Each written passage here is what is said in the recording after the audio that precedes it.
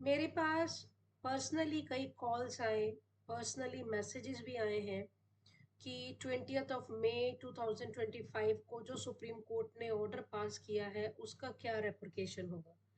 तो यहाँ पर एक चीज क्लियर कर दिया जाए, ये जो केस आया, ये ऑल इंडिया जजेस association versus union of India के अंदर आया था। यहाँ पर जो कोर्ट ने लेट डाउन किया, उन्होंने ये कहा कि 3 साल की प्रैक्टिस को मैंडेटरी कर दिया आफ्टर योर ग्रेजुएशन। इसका मतलब ये हुआ कि भी after getting graduate in your laws, आपको पहले तो 3 साल का इंटर्नशिप कह लीजिए, प्रैक्टिस कह लीजिए, कहीं ना कहीं आपको out of court, with in court practice करना है। आउट ऑफ कोर्ट का मतलब ये हुआ कि भी आप अभी एलिजिबल नहीं है for the post of judiciary.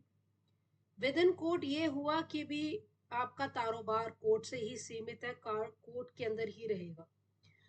अब ये जो डिसीजन था, कुछ 23 साल पहले भी आया था, तब वहां पे 2 साल की प्रैक्टिस को मैंडेटरी किया गया, कुछ साल तक रखा, कुछ साल के बाद इसको वहां से वेव ऑफ कर दिया। और आज जो आ रहा है वो 3 साल की मैंडेटरी प्रैक्टिस कह लीजिए, इंटर्नशिप कह लीजिए, आपको सर्विसेज जो है आपको पहले कोर्ट में देना होगा। एक तरह से आपको कोर्ट को समझना है। अगर हम इस चीज को इस सेंस में देखें तो क्या जो एक प्लेटफॉर्म यूनिवर्सिटीज ने बना रखा है, क्या वो अपने में सक्षम नहीं है। जैसे मान लीजिए, आपको भी मालूम है कि जब हम लोग अगर आफ्टर ग्रेजुएशन अगर हम लोग एलएलबी करते हैं तो वो आपका 3 ईयर का रहता है, और वहीं अगर हम +2 के बाद करते हैं तो वो आपका 5 ईयर्स का हो जाता है। और जो भी यूनिवर्सिटी होता है वहाँ मैंडेटरी है आपका कि आपको जो लास्ट ईयर होता है उसमें आपको इंटर्नशिप देना है, वो मैक्सिमम 15 डेज और 1 मंथ वो उस कॉलेज का रहता है वहाँ पे। उसके अलावा आपके पास पूरे 3 साल, पूरे 5 साल मूट कोर्ट के प्रैक्टिस ये लोग कराते रहते हैं। अगर ये वो नहीं है तो फिर ये क्या है। मतलब अगर हम लोग इसको बात करें तो क्या ये स्टूडेंट्स के फेवर में आया या ये स्टेट के फेवर में आया। ऑब्वियस है कि अगर हम इसको लिटरली डिसाइड करें, लिटरल इंटरप्रिटेशन इस बात का देखते हैं, तो ये कहीं ना कहीं स्टेट को जरूर फेवर कर रहा है। स्टेट को कैसे फेवर कर रहा है, क्योंकि देखिए जब तक हम ट्रेनिंग नहीं लेते हैं तब तक आप एलिजिबल नहीं है। तो इसका मतलब आपका वो खर्चा बच रहा है जो स्टेट को एक स्टूडेंट को देना पड़ता है, जब अगर वो एक जुडिशरी का जो प्लेटफॉर्म है उसे क्लियर करता है, including your prelims, including your mains, और उसके बाद इंटरव्यू। इंटरव्यू हो जाने के बाद ये जो जुडिशियल ऑफिसर होता है इसको भी ट्रेनिंग दी जाती है। तो फिर वो क्या ट्रेनिंग है जो हमें एलएलबी करने के बाद ट्रेनिंग लेनी है। क्या जो बंदा 3 ईयर में है या जो बंदा 5 ईयर में है, क्या उसका मेंटल स्टेपेबिलिटी नहीं है, क्या वो इतना मेच्योर नहीं है कि वो केसेस को डिसाइड कर सके या केसेस को समझ सके। अगर ये है तो जब एक बंदे को आप इंटरव्यू तक लेके जा रहे हैं उसके बाद जो ट्रेनिंग दे रहे हैं, तो फिर वो क्या है। यस, ये उन स्टूडेंट्स के ऊपर सीधा सीधा घात है जो बच्चों का एक माइंडसेट है कि भी मुझे एलएलबी में एंटर ही इसलिए करना है कि जैसे ही मेरा एलएलबी कंप्लीट होगा मैं अपना जुडिशरी के लिए एप्लीकेबल हूं। और वो बंदा डे 1 से ही तैयारी स्टार्ट कर लेता है। उसका माइंडसेट एक कंफर्म रहता है कि भी मुझे एक सीट लेनी है और उस सीट तक पहुंचने के लिए वो रास्ता क्या है वो उसको मालूम है। लेकिन अब इस डिसीजन आने के बाद, यानी 20th of May 2025 के डिसीजन आने के बाद आपके हाथ कहीं ना कहीं काट दिए हैं। इसका मतलब आपका जब वो 3 साल की एलएलबी ओवर होगी, आपका जब 5 ईयर की एलएलबी ओवर होगी, उसके बाद आपको 3 साल तक इंतजार करना होगा ताकि आप एलिजिबल की पोस्ट पे आ सके। क्लियर करे या ना करे that is a separate issue, लेकिन वहां तक पहुंचने के लिए ही आप अभी एलिजिबल ही नहीं है। क्यों? क्योंकि आपके पास 3 साल का एक्सपीरियंस नहीं है। अब नेक्स्ट क्वेश्चन आता है कि ये 3 साल का एक्सपीरियंस आपको देगा कौन। आपको ये 3 साल का एक्सपीरियंस वो बंदा दे सकता है जो कि ऑलरेडी इन प्रैक्टिस 10 ईयर से चल रहा है, वो आपको एक सर्टिफिकेट इशू करके दे रहा है।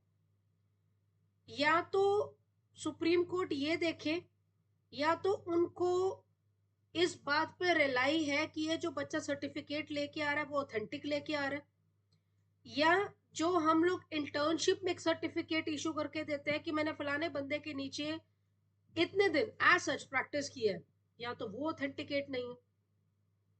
दूसरा, अगर हम लोग स्टूडेंट्स के व्यू से सोचें तो यहाँ पे ऑब्वियस है, उन स्टूडेंट्स के लिए प्रॉब्लम तो है ही है, क्योंकि अब उसे 3 साल और बैठना होगा। लेकिन अगर हम इसका दूसरा पहलू भी देखें, तो दूसरे पहलू में यह आ जाता है कि आपके पास और 3 साल का टाइम आपको मिल गया।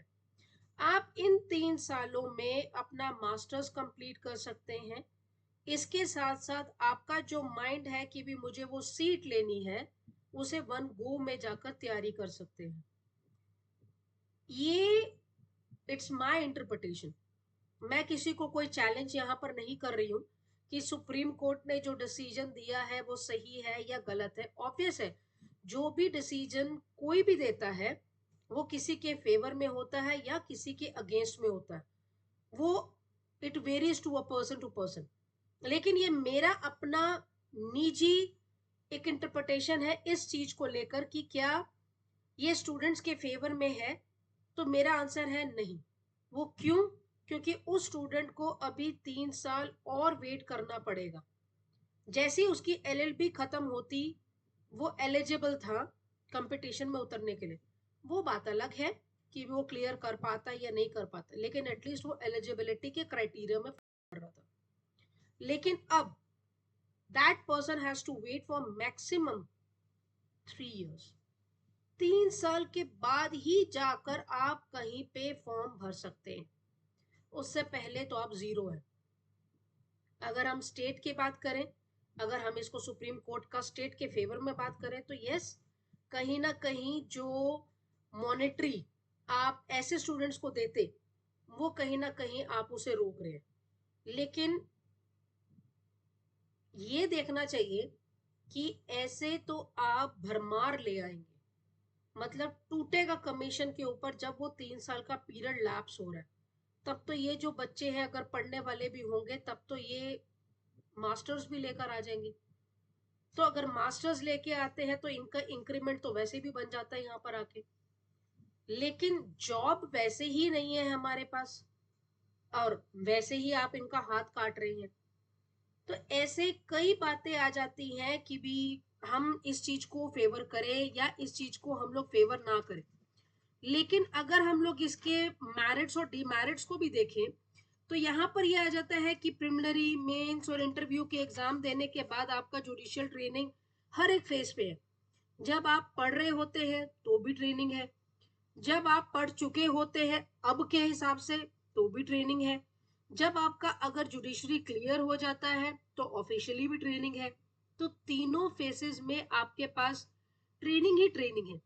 लेकिन कहीं पर भी एज सच एडवोकेट को एक मॉनेटरी बैकअप जो होता है, एक नॉमिनल को छोड़कर, जो आजकल दिल्ली ने तो कई बार किया है कि उनको एडवोकेट एसोसिएशन की तरफ से मिनिमम ये मॉनेटरी अमाउंट मिल जाता है। क्या वो मिनिमम अमाउंट सक्षम है उस बच्चे के सर्वाइवलेंस के लिए? क्या वो मिनिमम अमाउंट उसकी फैमिली को कहीं ना कहीं सपोर्ट कर सकता है अगर ये बच्चा जुडिशरीज को क्लियर कर जाता? हाँ, पर एक बात है, ये जो जजमेंट आया है ये खाली फाउंडेशन जुडिशरी के लिए है, एडीएस के लिए नहीं है, एपीयू के लिए नहीं है। तो इसका मतलब आप पब्लिक प्रोसिक्यूशन के साइड मूव कर सकते हैं, आप अपने नॉलेज को एनहांस कर सकते हैं। अगर देखिए हम मैरिट्स को ढूंढे, डिमेरिट्स को देखें तो बहुत आ जाते हैं, लेकिन हमारे पास फिलहाल अभी वेट के अलावा और वॉच करने के अलावा और कोई ऑप्शन नहीं है आपके पास। ये 3 साल का टाइम है, 3 साल में आपको एक लंबा छलांग मारना है ताकि आप वो पोस्ट को एक ही बारी में ले सकें। उसके लिए हमारी तैयारी इतनी पुख्ता होनी चाहिए कि हम प्री भी एक ही बारी में निकाल जाए, मेंस भी निकाल जाए और एक ही बारी में इंटरव्यू निकाल दें, ताकि जो इंटरव्यू निकलने के बाद की जो ट्रेनिंग है वो हमारा पेड ट्रेनिंग होगा। तो यहाँ पर कई बातें आ जाती हैं जिसको हमें डिटेल में देखना है कि क्या हमारी तैयारी उस लेवल तक की है कि भी हम आज अगर हमें बैठाया जाए तो क्या हम लोग रेडी हैं उसको क्रैक करने के लिए, या कहीं ना कहीं अभी भी हमें एक थॉरो नॉलेज की जरूरत है। लॉ हर कोई जानता है, लॉ हर कोई नहीं भी जानता है।